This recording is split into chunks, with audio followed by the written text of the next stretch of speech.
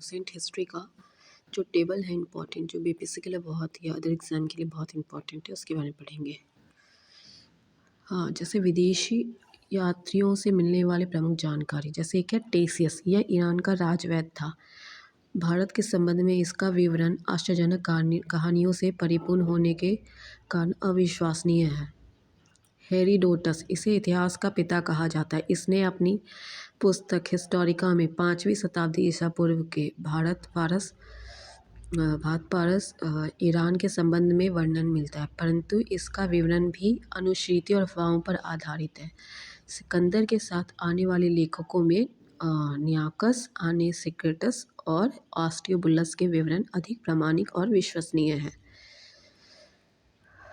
फिर है मेगास्थनीज, ये सेल्यूकस निकेटर का राजदूत था जो चंद्रगुप्त मौर्य के राज दरबार में आया था। इसने अपनी पुस्तक इंडिका में मौर्ययुगीन समाज और संस्कृति के विषय में लिखा है। डायमेकस, सीनियर नरेश अंतियोकस का राजदूत था जो बिंदुसार के राज दरबार में आया था। इसका विवरण भी मौर्ययुगीन से संबंधित है। डायनोसियस यह मिशनरीज टालमी फिलाडेल्फस का राजदूत था जो अशोक के राज दरबार में आया था। टालमी, इसने 2वीं शताब्दी में भारत का भूगोल नामक पुस्तक लिखी। प्लिनी, इसने प्रथम शताब्दी में नेचुरल हिस्ट्री नामक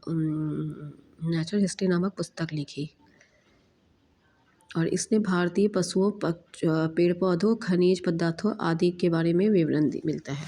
पेरिफेरल्स ऑफ द एरिथियन से इस पुस्तक के लेखक के बारे में जानकारी नहीं है। यह पुस्तक करीब 80 ईस्वी पूर्व में हिंद महासागर की यात्रा पर आया था। इसने उस समय के भारत की बंदरगाहों तथा व्यापारिक वस्तुओं के बारे में जानकारी दी। फिर अब है चीनी लेखक।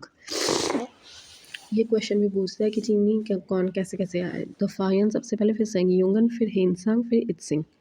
हाँ, फाहियान यह चीनी यात्री गुप्त नरेश चंद्रगुप्त द्वितीय के दरबार में आया था। इसने अपने विवरण में मध्य प्रदेश के समाज और संस्कृति के बारे में वर्णन मिलता है। इसने मध्य प्रदेश की जनता को सुखी और समृद्ध बनाया।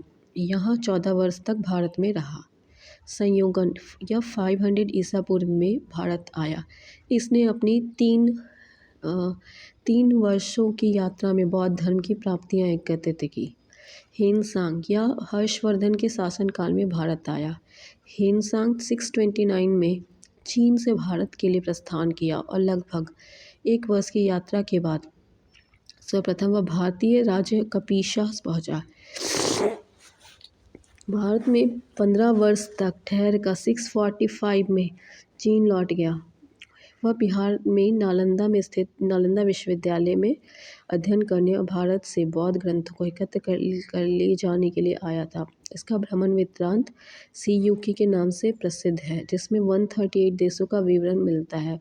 इसने हर्षकालीन समाज, धर्म, राजनीति के बारे में वर्णन मिलता है। इसके अनुमान सिंध का राजा शूद्र था। हेनसांग ने बुद्ध की प्रतिमा के साथ साथ सूर्य और शिव की प्रतिमाओं का भी पूजन किया।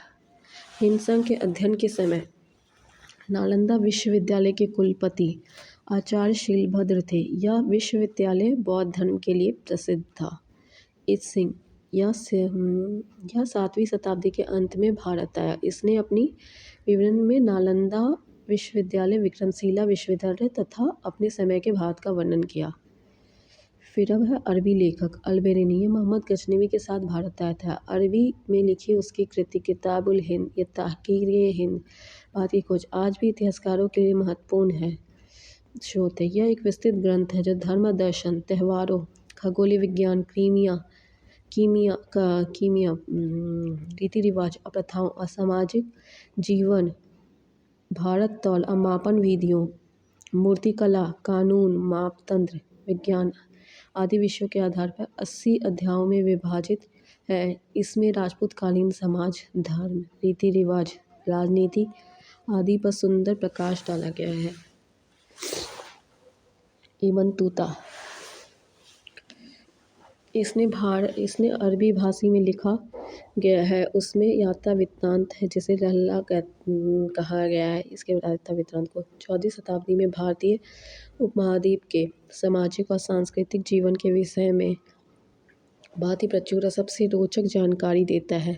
1333 ये में 1313 में दिल्ली पहुंचने में इसकी विद्वता से प्रभावित होकर सुल्तान महमूद बिन तुगलक ने उसे दिल्ली का काजू न्यायाधीश नियुक्त किया।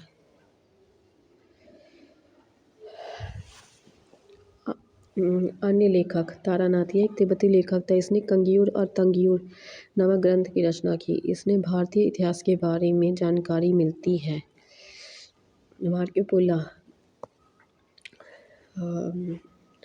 यह 13वीं शताब्दी के अंत में पांड्य नरेश की यात्रा पर घर आया।